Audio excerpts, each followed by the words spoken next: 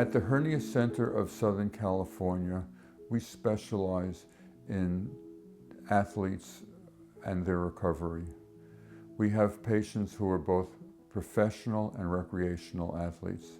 I have experience as an Ironman finisher, triathlete, marathon runner. I've done the Boston Marathon and am continually working out.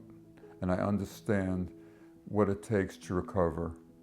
Generally, our patients start aerobic activities such as running a week after surgery, and every week they add on more and more abilities, such to the point where 1 month after surgery, they're usually doing full exercises, perhaps at about 85% of their ability and 100% within 6 weeks to 2 months.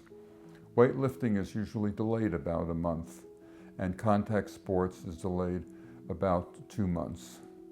But by and large, we know how to take care of you if you're an athlete, and in many circumstances, we will have a customized recovery plan for each of our individual athletes.